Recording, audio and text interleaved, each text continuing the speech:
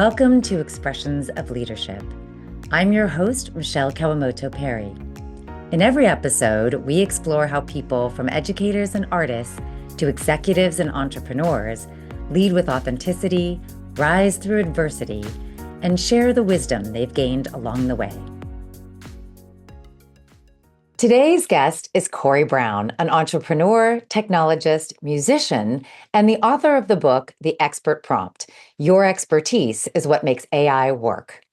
Corey's career has taken him from his family's graphic arts business to pioneering e-commerce in the early days of the internet, working alongside Seth Godin during the rise of Squidoo, building successful online media platforms, and becoming an advocate for practical, human-centered AI adoption.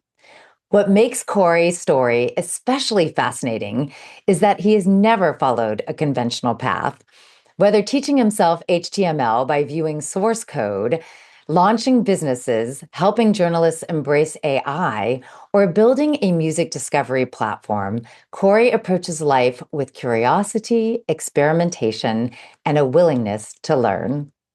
Corey, welcome to Expressions of Leadership. It's great to have you with us. Thanks so much, Michele. It's great to be with you.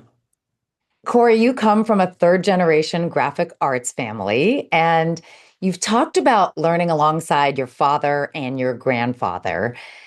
Paint a picture for us. What was that world like growing up? And what are some of your earliest memories of being introduced to the family business?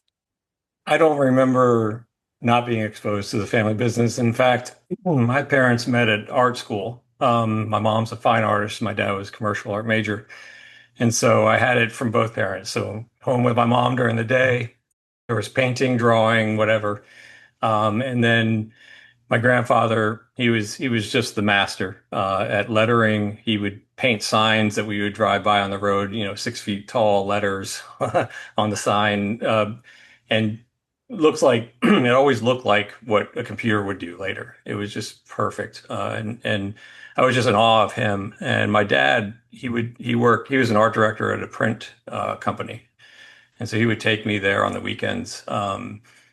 From time to time. And, as a kid, to be able to sit at a drafting table and have like every art supply imaginable right there, was just a dream. And to this day, if I walk into a print shop, just the smell of it brings back those memories of, going with my dad.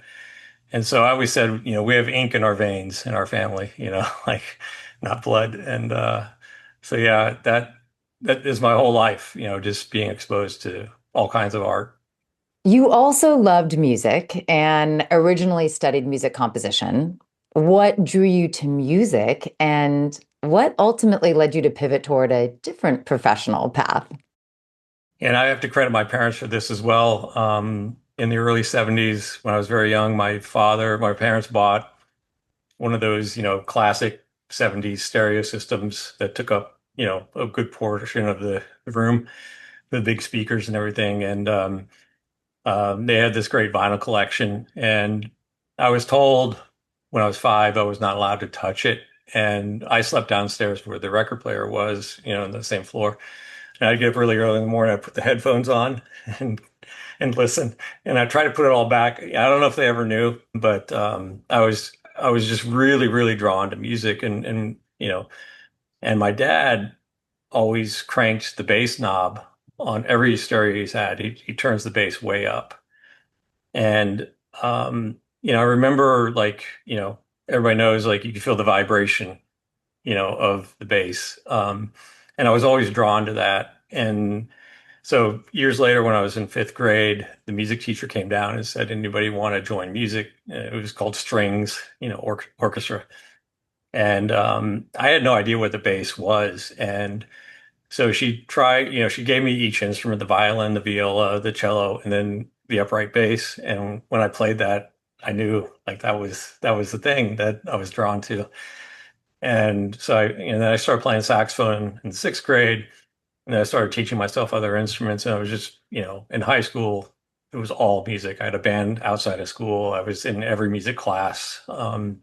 Played in band and orchestra and jazz band and marching band and anything where I could play an instrument, I was doing it. So I majored in music in college. And I picked the path that, you know, was destined to be, I was destined to be poor, you know, unless something really big hit, which was like winning the lottery back then. A lot of my friends went into music education, which is, you get a paycheck, you get benefits. And I just knew I wasn't going to be cut out for that, teaching music. Um, and so I chose the competition path. And then in the mid 1990s, you were tasked with building a company's first website. So you taught yourself HTML by viewing source code. What did that experience teach you about learning and adaptability and confidence? Yeah, this is where, you know, when you when you're doing the path, you're like, this is weird. I'm doing this, I'm doing that. And then you look back and you think about the building blocks that led you there. I actually, when I was 11, I bought my first home computer. It was the dawn of the home computer, craze. And I learned BASIC, which was the language of the time, to write programs. And so, I was 11 and then, I was in my 20s. I'd become an art director at a catalog company. The CEO said, we need a website. I said, okay, I'll figure this out. And so, the coding aspect of it wasn't scary to me because, that history. Um, and so, but it was crazy. I tell people there were no books on how to write HTML when I started because there wasn't a market yet. The web was like the Wild West. It was, it was very small. And so the only way to learn, and I can't remember, I know I learned about this on a website. You view source on websites and you see something how do you make a link? How do you make a header? How do you make, so you have to reverse engineer the code. So you'd look at a site you like and say, how do they do this? And it was so basic at the time. It wasn't, they all look like Word documents, web pages in those days. It wasn't structured and magazine-like or anything like that. So that made it easier. Well, looking back, was there a moment when you realized that the internet wasn't just another technology trend, but something that would fundamentally change business? Yeah, I remember. So I used to get all these trade publications because I was art director for a catalog company. So I would get direct response trade, newspapers and magazines, and they would pile up, and I'd take all these train trips up to New York, and I'd read them. And I saw this little tiny ad for a company called ViaWeb, which was started by Paul Graham. It was like easy e-commerce or something like that, like, build your store in an hour or 3 hours or whatever. And so of course, we didn't have Wi-Fi on trains or anything. I had to wait and check them out. And so that's when I really noticed, like, or really started understand, like, we have this catalog, we have a warehouse, we have fulfillment, we have everything. We could do e-commerce, and the catalyst for the website in the beginning was to get catalog requests from people. So you'd fill out a form, we'd mail you a catalog, and so I thought, well, this is going to change everything. Amazon hadn't launched yet, when I saw this, or had just launched, and it was just a bookstore. But it was just exciting to think like we mail so many catalogs, we print so. I think we printed and mailed 6 million catalogs a year at that company, and just to think about all the production that goes into that and all the expense that goes into that. So I signed up with ViaWeb. And it's crazy to think about now because if you know who Paul Graham is, I talk to Paul like 2 or 3 times a week. When I call via web, he would answer the phone a lot of the time, when he was just a startup. They later were acquired by Yahoo and became Yahoo Store. That was the technology behind it. But I built an online store, and I think it was like in an hour for us. And because we had the content, built an online magazine to attract people. We had an audience and we were driving them to the store, and people were buying, and this is crazy, awesome. And we're not mailing them the catalog, and they don't have to wait for the monthly catalog. They can just buy whenever. And so we only started with 50 products. We had 10,000 in our warehouse, and that was the other thing I realized is that we had limited numbers of certain SKUs in the warehouse. So you couldn't put them in the catalog, if we had 5 or 10, but we could put them online. And once they sold out, they were gone. So it was just crazy exciting, and it was the start for us. In the end, I had to design our own e-commerce platform, and in the end, we got all 10,000 SKUs in the online store. But it was just really exciting time, and I remember then I said, I'm done with print. So you've built businesses and you've merged companies, you've launched media platforms, and you ultimately reinvented yourself multiple times. What has remained consistent across every chapter of your career? The thread that if it was one word, it would be content. It started with that catalog company. I launched an online magazine, and they call that content marketing now. There wasn't a term for it, but it was to attract people to your site and then expose them to what you sell. So we had that. For Squidoo, it was one of the first user-generated content sites. So it wasn't us creating the content; it was our members. And the crazy thing is, and I didn't realize this until I was talking to one of my editors a year or two ago. My first graphic design job was at a newspaper, and my job, among other people, was to create the pages by hand. This was before the Macs and everything. And I didn't realize until later that, I didn't study journalism, um, but I worked with editors and journalists, and so I got to see like how they wrote headlines and how they thought about it and how they selected the pictures. And somebody told me, somebody much younger than me said, well, it must have been nice because you didn't have to worry about like the headline. And I said, no, I said, newspapers used to be sold in boxes and you see the front page. And there was a strategy because they wanted to sell the paper to put the right story, the right headline, the right photo. So it showed in that box. And they're like, wow, that's really cool. Like it's always been that way. So I learned editorial without knowing I was learning editorial, learning journalism at that time. And so, yeah, it looks like this crazy windy road, but when you look back, it's like there were reasons, like buying the computer when I was 11 and then coding and then, you know, working in graphic design and then getting on the web. And yeah, it's crazy. It's crazy to see, how everything kind of fed each other. Well, when you were building these businesses, one of your father's pieces of advice was to hire people who are better than you and then give them room to succeed. How has that principle shaped your leadership style throughout your career? Yeah, he told me that when I got promoted to assistant art director, and because I panicked and I went to him and I said, "What do I do?" And that's when he told me that advice. And my dad was extremely successful as an art director, and I remember him talking very fondly about the people on his team, And so I took the advice, and I realized like as a leader, it's not how good I look, it's how good we look. And so obviously you want the best you can have. Um, and I'm very growth driven. I'm extremely growth driven. People laugh at me because I have stats apps on my phone, and if I'm at a stoplight, I check. I'm just really into it.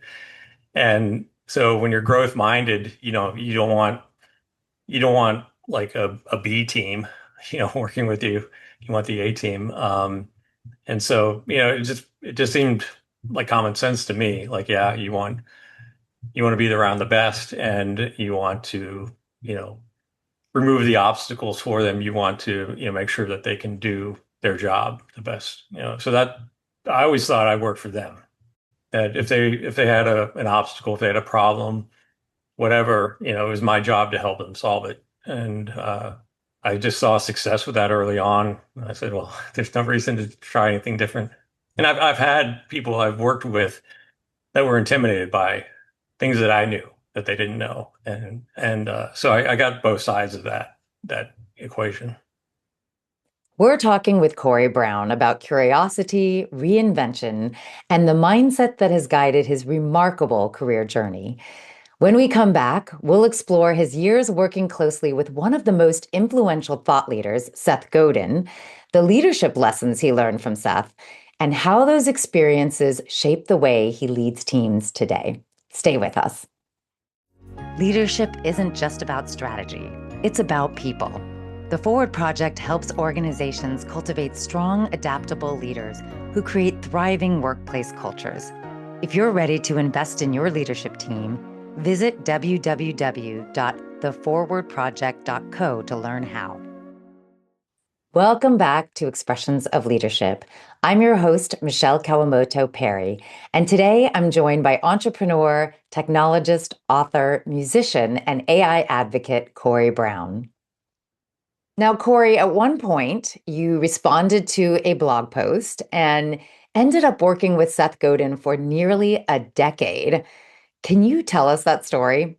Yeah, so I was a fan of Seth's since Permission Marketing, which came out in 1999. I remember reading that book and it floored me. And so I was an instant lifetime Seth Godin fan.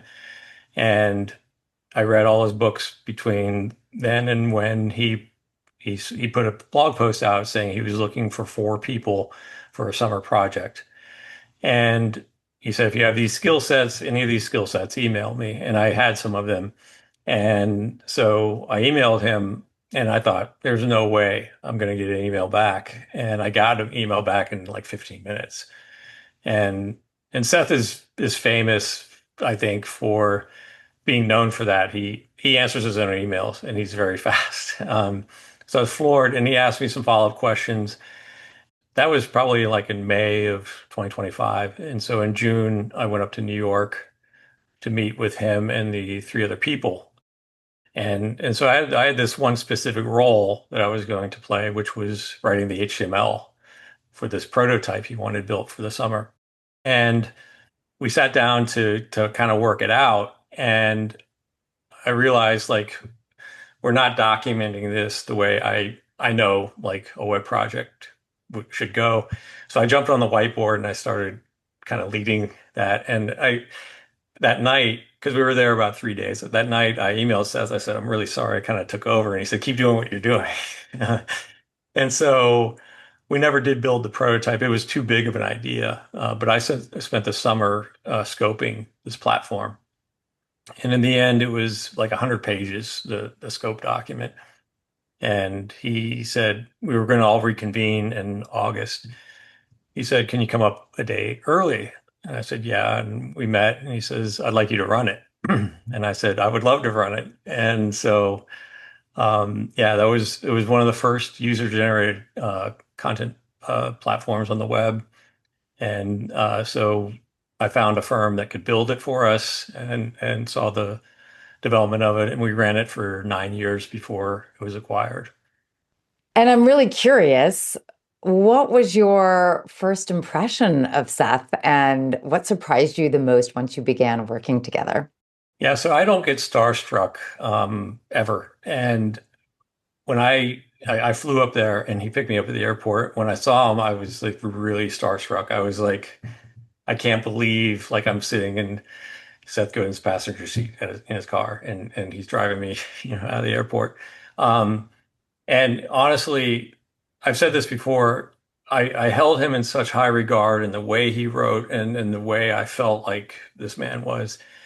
I was scared that maybe he wasn't all that and that would destroy me. And I'm happy to say he's even more than what I imagined. And so we went to the gate to pay to get out of the airport.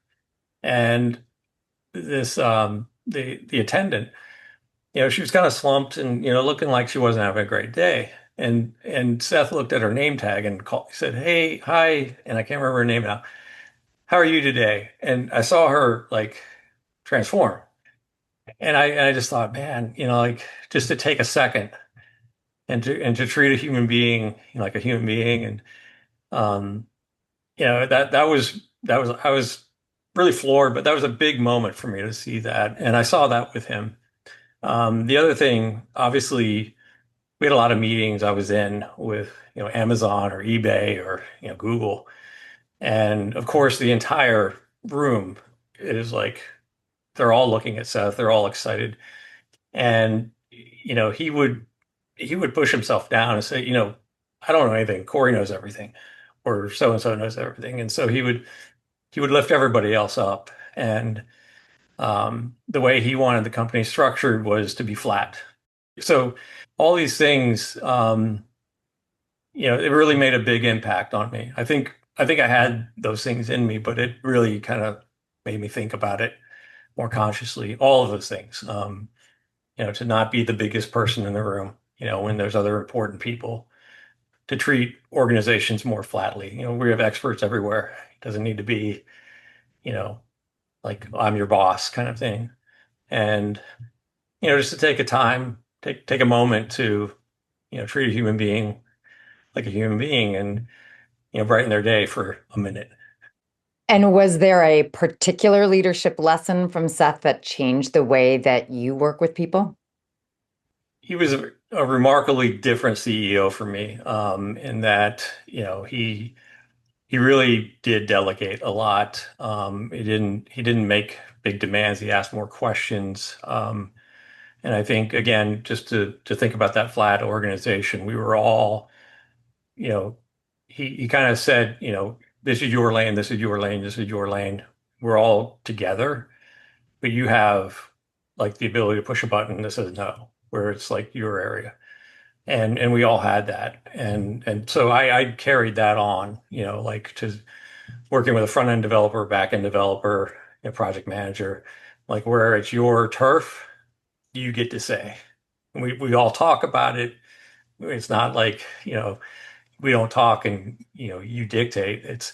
But you have final say. And I think that's really powerful, on a few levels, because one, I mean, there's a respect there, obviously, but, you know, people who are experts, they don't like people mucking with something and then, making it more difficult when they don't know better. And we don't need all this hierarchy. We don't need this, what's the point? Because everybody's valuable. I don't care, where you are, like if you're playing a role, you're valuable.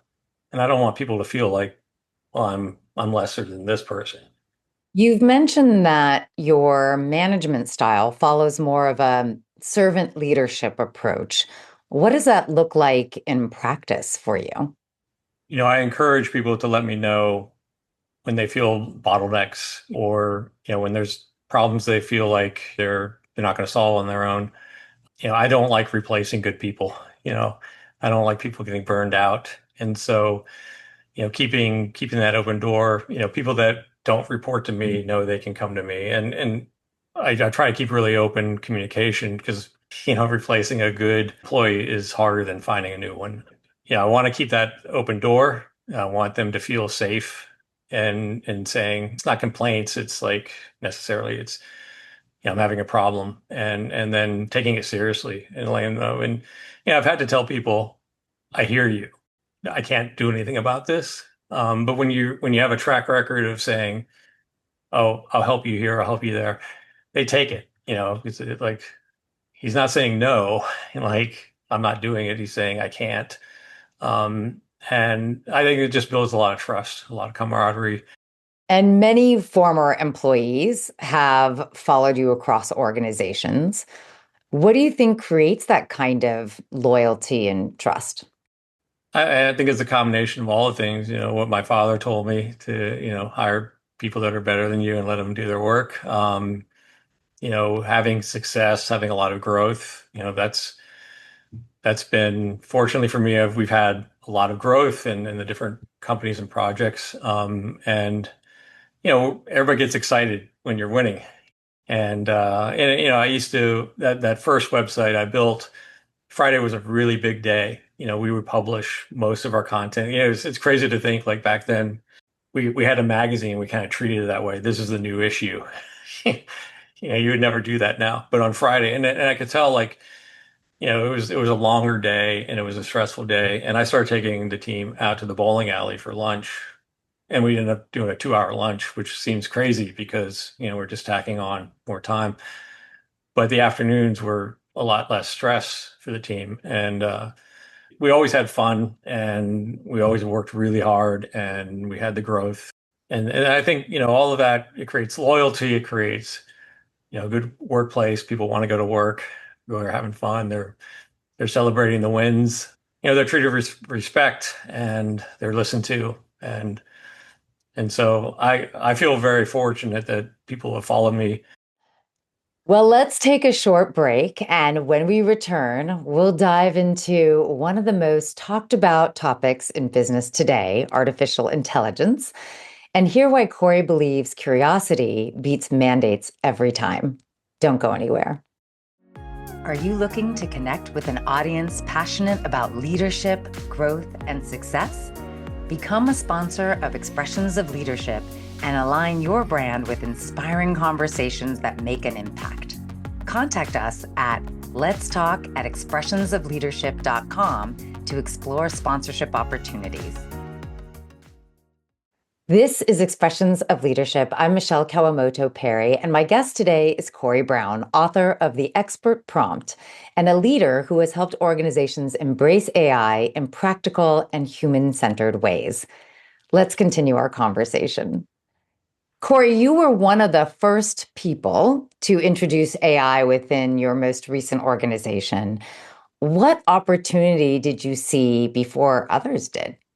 Yeah, so I got ChatGPT in late 2022 and I opened it and I said, what am I going to do with this?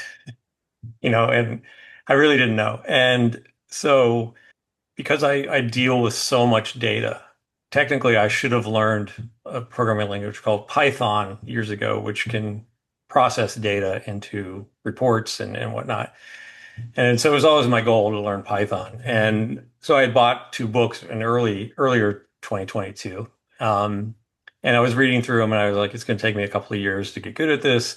I didn't have anybody on my team that could write Python.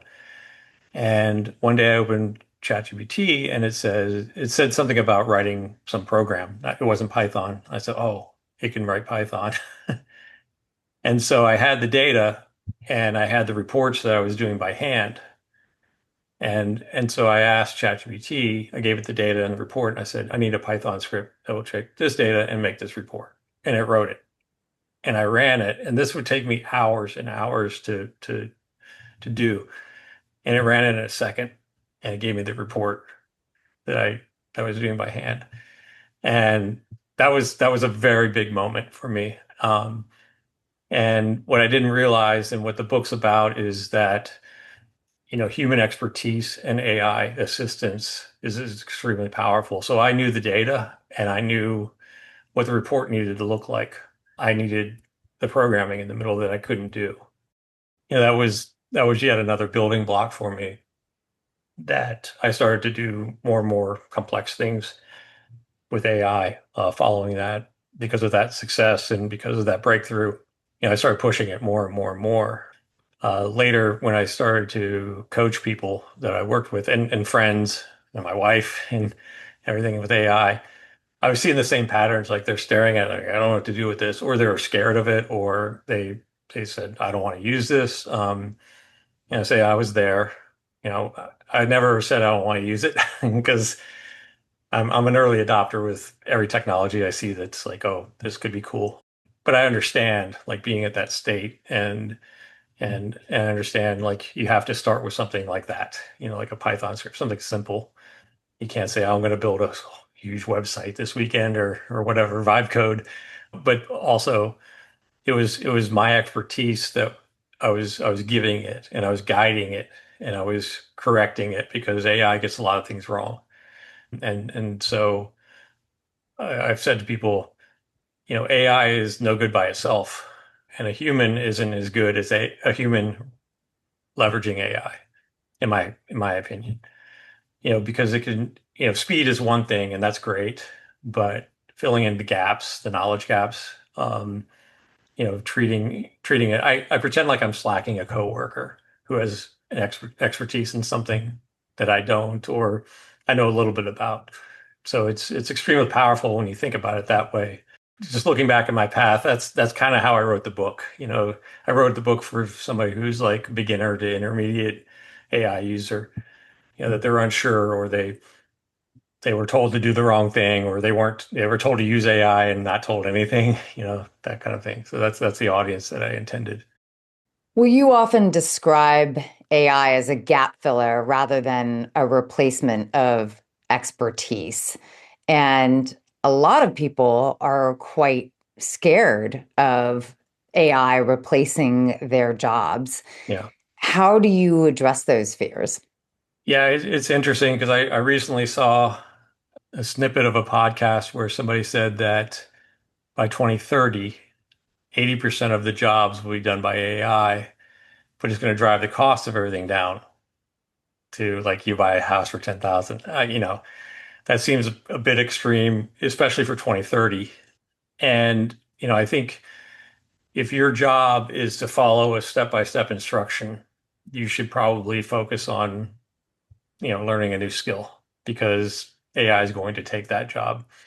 Um, and, whether that's fair or not fair, it's just what it is. And I read something recently about how what electricity did. And you never think about this, but there were a lot of lamplighters who lost their job when electricity came in.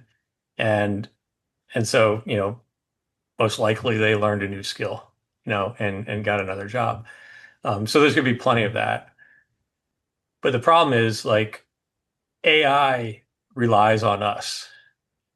Its training is based on human, innovations, information, data. So if we remove the humans from the equation, what happens?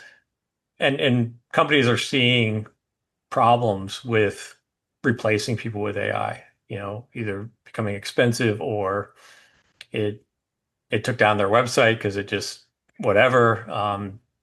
And it's so early, and who knows? But we're certainly in a bubble. We're certainly the pendulum is swinging wildly this way and that way, but there's no replacement for the human element in my opinion. Well, what do you think leaders are getting wrong when they try to drive AI adoption? I would say, what I see from different people is this mandate. We're going to use AI. Use AI in your work. Everybody gets a Claude account, start using it. And, you know, that's like giving somebody some application they've never used in an area where they have no expertise. I always say, like, I've been using Photoshop forever. You give somebody who's never used Photoshop, says, start using this, okay, like, I don't know. And so, I think just saying use this is a big problem. And because you're not addressing the fears of people or the I don't know people. And like I said, I was one of those I don't know people.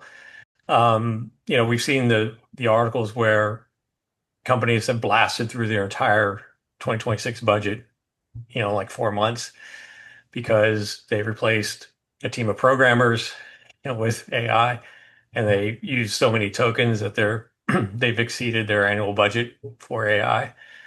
So if they were trying to do cost savings, that's gone. And we saw this with the dot-com era. We saw crazy valuations and just all kinds of stuff going on, and it sorted itself out. So I think, it's like anything. Have patience, have a plan, have like some training, I always thought, set up labs with people like, so taking the people that know, have been doing it, and having them guide other people. It's starting to happen. This AI enablement seems like it's a growing thing. So I'm happy to see that. Well, speaking of enablement, you shared a story about a senior editor who was initially skeptical of AI, but eventually began experimenting on his own and discovering new ways to use it. Can you tell us more about that story and what it taught you about helping people embrace change? Yeah, and I would say it was actually my entire editorial team was they didn't want to use it. So I had to be very patient and not like mandate. If I had a mandate, it was I want you to try this. But for my senior editor, he voiced his opinion. of it, but he did it. He did it willingly. And I realized it was not too long ago, maybe the last 3, 4 months. He shared some things with me, some things he was doing personally and some things he was doing at work. And I realized, because I remember that moment where like, okay, AI, I'm doing something really meaningful now. I'm not having it just write a Python script. And I saw the excitement and I saw the curiosity. Like, like I said, he was doing his own research on something that he wanted to learn, a hobby. And I was just so excited because I knew like he was embracing it. Number one, he was confident in it, but it was to do a personal project was like really meaningful. Like it's not I'm forced to do it at work. I see the value in it and I want to apply it to something else. So, and then I saw what he was doing at work with AI was actually really helping me see new things. And we got some really, really incredibly useful information about things that were really important to our work at the time and started to build a plan around that.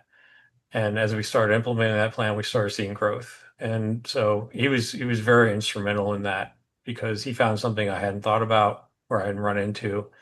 Um, and so, I say he's definitely well on his way to becoming, if he's not already, a true AI expert, like using his experience and having AI fill in the gaps.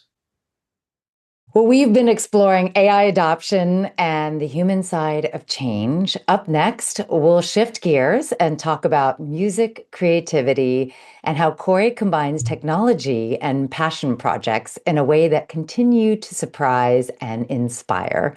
We'll be right back. True transformation starts from within. The Forward Project partners with organizations to create meaningful culture shifts and develop leaders who inspire real change.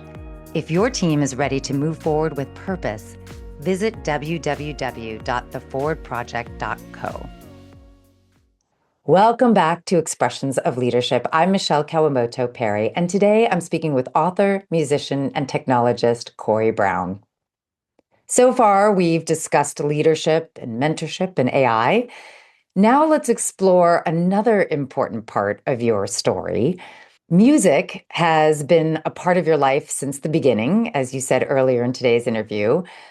What does playing bass teach you about collaboration and leadership? So I think, in general, music, um, when you're in a group, you can't be on your own. You can't do your own thing. Uh, you're going to mess up the song. And so I think music is extraordinary at making you a team player, and that everybody is as important as everybody else, regardless of who's soloing or whatever.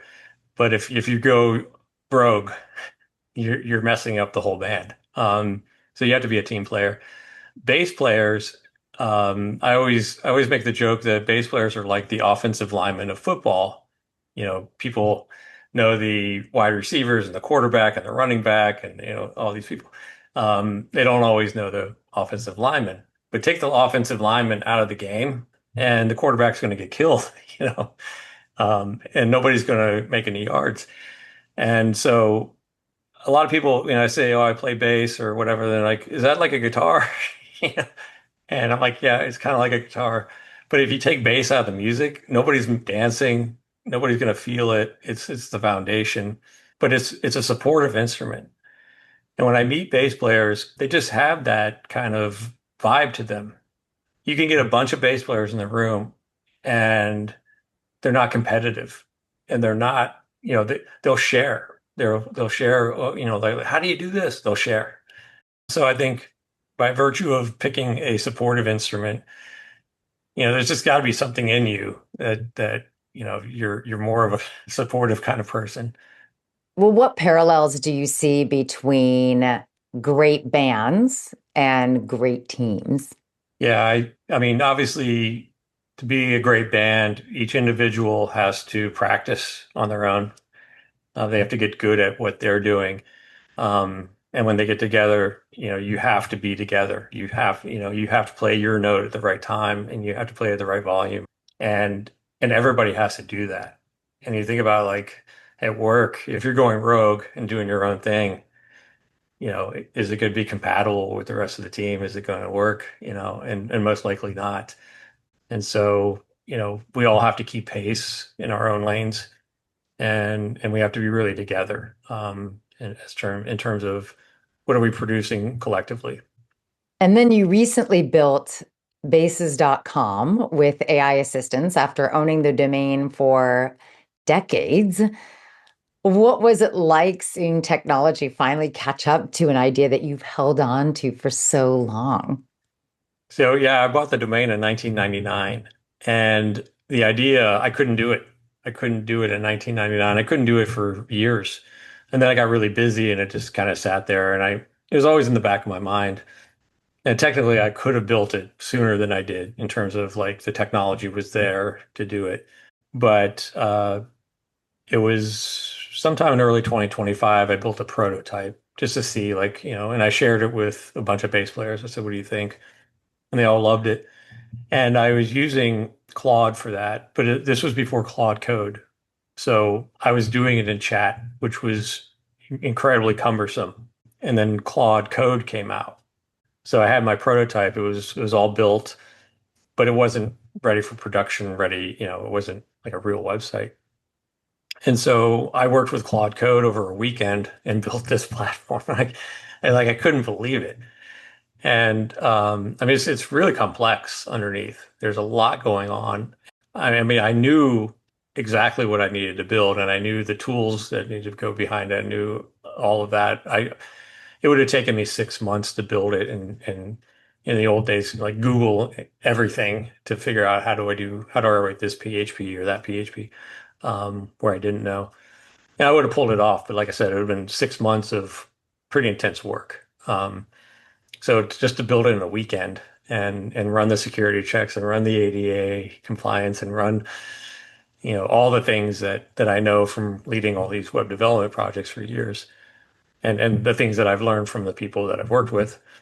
Um, I was just stunned, to say I'm launching it. And I told my wife, I said, wow, that was really easy. And she planted that expert prompt seed in that moment because she said, not everybody could do that. And I said, what do you mean? She says, you knew what to tell it. And I was like, yeah, you're right. And I'd been doing that, but I didn't recognize that I was doing that. So I owe her a lot for the idea, the expert prompt, just putting a fine point on that. Well, you often describe building projects as your version of a video game. What is it that motivates you to keep on experimenting? Yeah, I've always been a builder. My wife plays video games at night, and my video game is Claude. Um, I'm not a gamer, and I just because of that basis.com site, that site in a notebook of ideas that I have several notebooks of ideas, and they were either too hard to build or couldn't build or whatever. And now I'm thinking, gosh, I just need to go through these notebooks and because there are ideas I was passionate about and there's something to be said, I didn't mention this earlier, but there's something to be said for this AI stuff can get really addictive and you can burn yourself out. And I realized like when I was building Basis, I say it was a weekend, but I was falling asleep at the computer at 2 in the morning because I didn't want to stop, because there's so much fast success and you're like, oh, keep going, keep going, keep going. And so I have to cap it now. I have to say, I've got a time box when I do these things. So it's just, half the time it's like, what do I wish I could improve my workflow or my team's workflow and then build something. Other times it's like, gosh, I really, really want to build this website for bass players. So that's really cool. Let's take one final break. And when we come back, we'll look toward the future, explore the legacy that Corey hopes to leave behind, and close with some wisdom and whimsy. Stay tuned. Don't miss a thing. Follow Expressions of Leadership on your favorite podcast app and connect with us on Instagram and YouTube at Expressions of Leadership. This is Expressions of Leadership. I'm Michele Kawamoto Perry, and today I'm speaking with Corey Brown, entrepreneur, author, musician, technologist, and lifelong learner. Corey, when you think about your future, what possibilities are exciting you the most right now? I think the double-edged sword of AI, I mean, obviously a big fan. There's going to be downsides, but that's the case for all technologies. It's just that this one could be, this one's much bigger than we've ever seen. But I'm excited about it. I may be naive, about some of the downsides, but I think as just in the short time span that I've been using, since ChatGPT to now, it's just been incredible to think about like that expert prompt that it can do these really powerful things now. The things that I've accomplished, I still can't believe like we're in this world where I could accomplish what I did, and as quickly as I did. They talk about there's going to be a lot of solo companies that are going to do big things, because of it, because they're going to have these AI experts, around them. And I think that's interesting. And, if somebody loses their job, maybe they create the next big, you know, SaaS product or something, because of their expertise. So I think that's exciting. I'm taking some time off, but I'm doing some things around the book and going to be speaking to some groups and helping people, get past that fear of AI and helping them. Like I said, my senior editor, once I saw him doing like his personal project, I was just really happy because, it was not a mandate. And he's doing important work, but he's also doing things that he's passionate about that were, he didn't know how to do it before. And AI has helped him, research and pull together a plan. So that's exciting to me. I didn't think I'd see another innovation like the web. Like I feel very fortunate in my career that I was early on in the web and I was early on in AI, and both things were monumental, for the world. Well, looking ahead 5 to 10 years from now, what kind of problems do you most want to help solve? So I have an idea for a music platform that I'm really passionate about. There's a lot of things going on in the music industry that, so instrument sales are down. And part of that, like when I was a kid, I didn't play guitar, but Eddie Van Halen was responsible for God knows how many guitars being sold. People wanted to be Eddie Van Halen. Who is that now? The music is so fragmented. I know Taylor Swift is selling a lot of, she's responsible for selling a lot of guitars, and that's good. That's good. Whether you like her music or not, or you like Eddie Van Halen's or not, I get a lot of joy in seeing kids playing music, enjoying it. So my stepson, I go to every concert and I see these kids that clearly worked very hard. They're excited to be on stage and they're just killing it. And it just fills me up. AI and music, in my opinion, is a bad thing. And I think that's the sentiment. But these music platforms streaming are just getting, you know, um, I saw one of them said 44% of the music being uploaded to the platform's AI.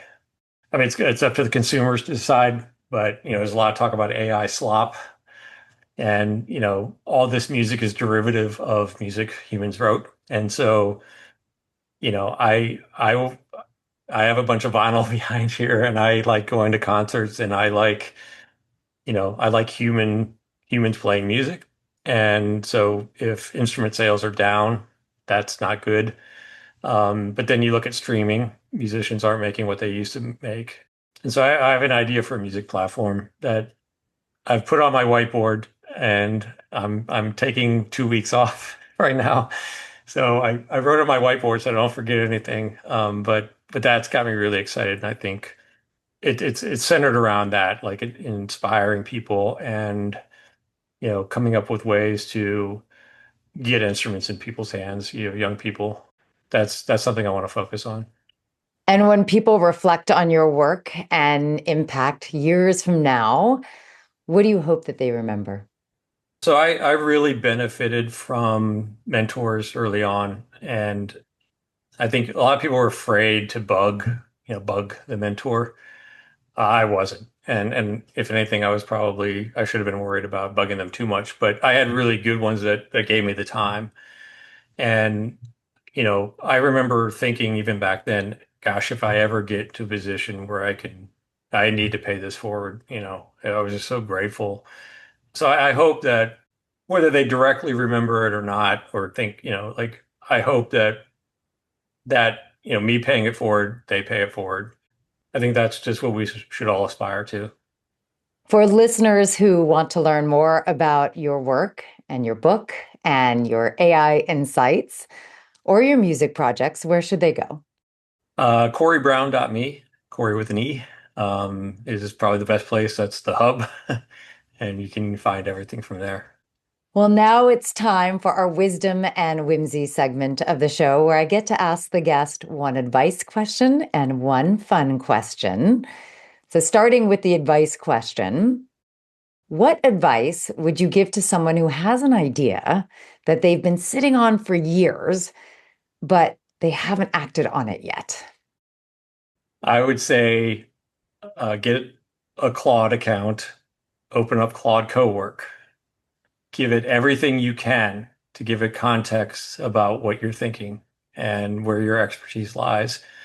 Whether you get the worksheet from my site or not, fill out what you want to do, what you know, and where the gaps are. And so treat it like a coworker where you're going to go in and you're going to give, here's my materials, here's my information. The AI needs that, and the better you are at providing that, the better outcome. And then say, I don't know what to do with this, that, or the other, and have it start to fill in the gaps. Um, and just start there. And I think you'll be amazed you won't need anybody coaching you from that point, and just go to bed before 2 a.m. Well, now for the fun question. What is the funniest or most unexpected thing that AI has ever helped you create? So this is gonna, so yeah, this was a creation. So my wife and I moved to her family farm during COVID to help out there.